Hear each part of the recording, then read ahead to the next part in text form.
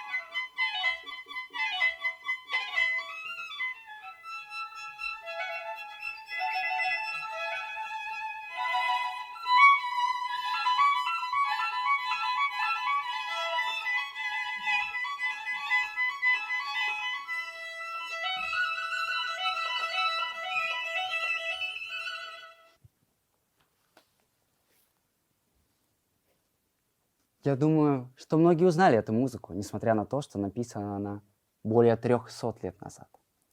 И сейчас мы скажем ключевую деталь для понимания.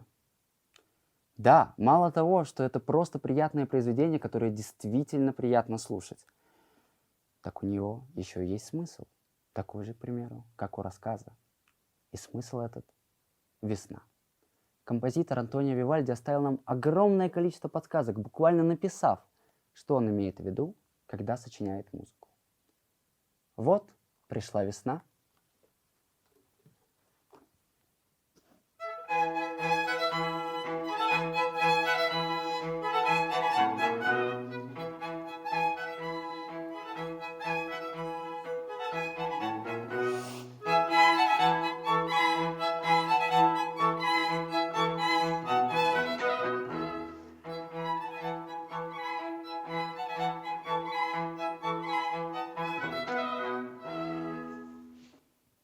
Пение птиц.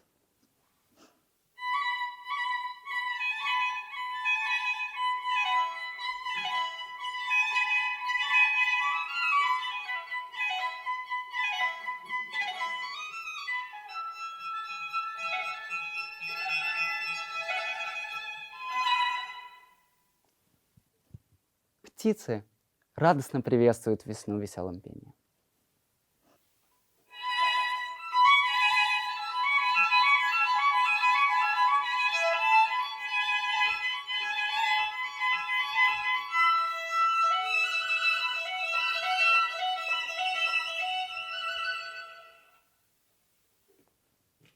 Ручей.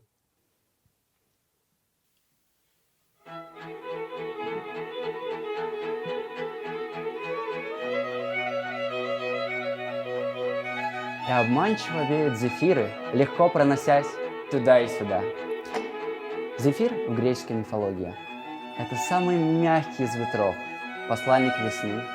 Представьте себе легкий ветерок с живописнейшим пейзажем Тосканы.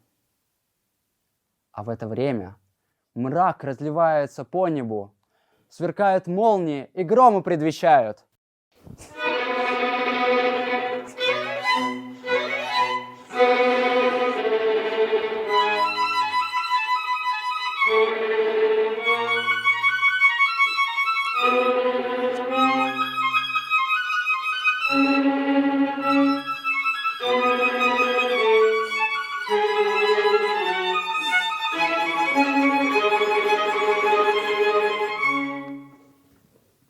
И громы предвещают, что птичкам нужно умолкнуть.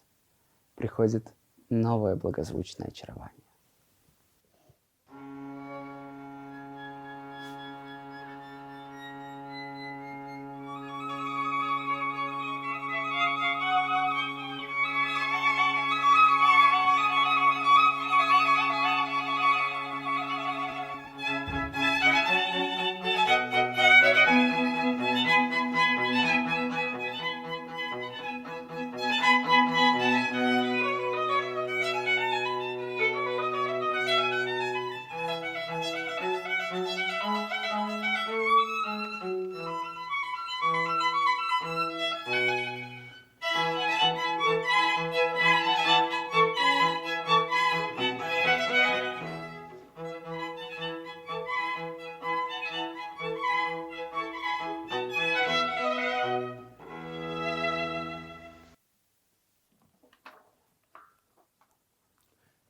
Вы только посмотрите, как композитор подробно расписал нам то, что происходит в музыке.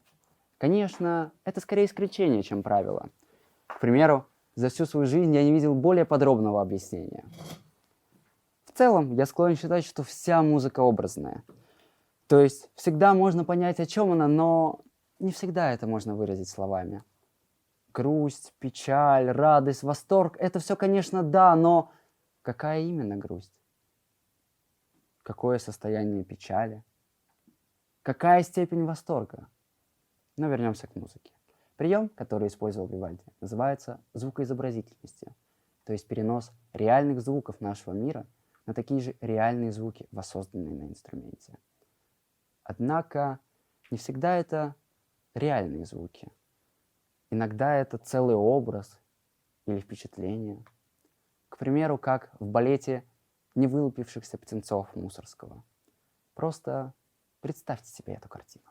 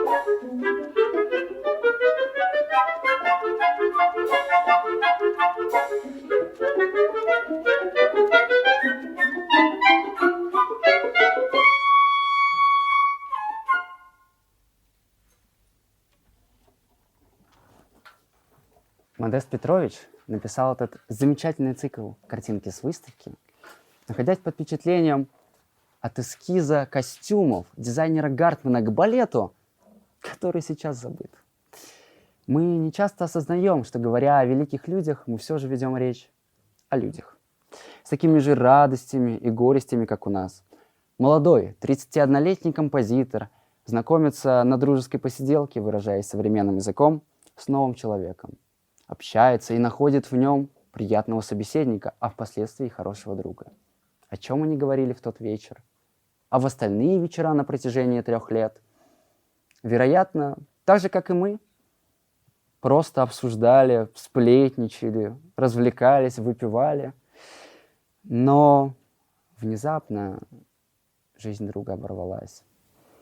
И, как и каждый человек, Модест Петрович был ошеломлен. Стараниями нескольких лиц была организована памятная выставка работ Гартмана. Модест Петрович идет по коридору, видит картины, вышедшие из-под его пера. Вспомните это состояние, когда вы видите вещи дорогого вам человека, которого больше нет. Именно переживая такую бурю эмоций, Модест Петрович решил увековечить память о своем друге. Но не памятником или надгробием, а циклом музыкальных произведений, вдохновленных реальными картинами. А сейчас я предложу вам самим угадать, о чем эта музыка.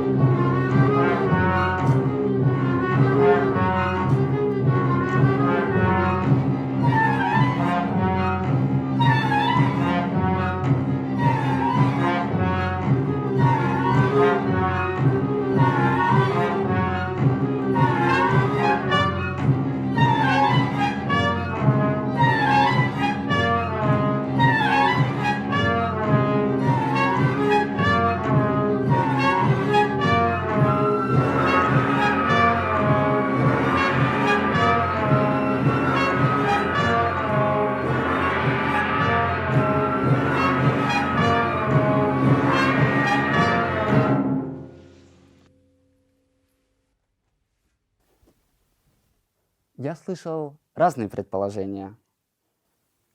Бурлаки, тянущие тяжелый корабль по Волге.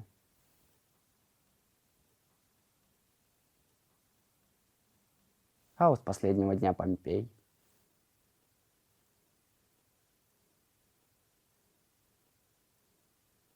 Музыкальные фракталы.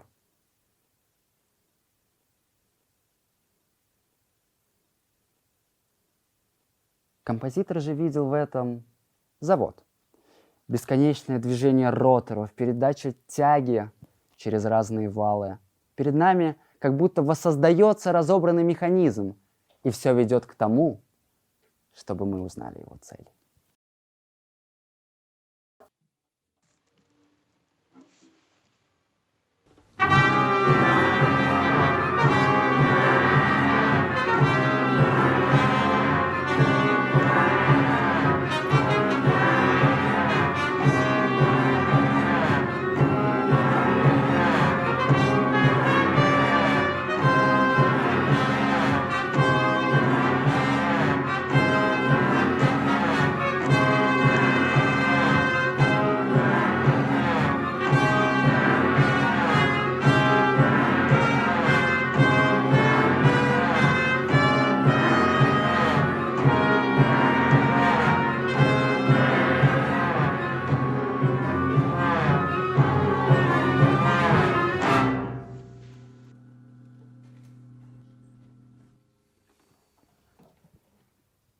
Именно этим совершенно невероятная инструментальная музыка мы можем видеть в ней разные смыслы, и каждый из нас прав.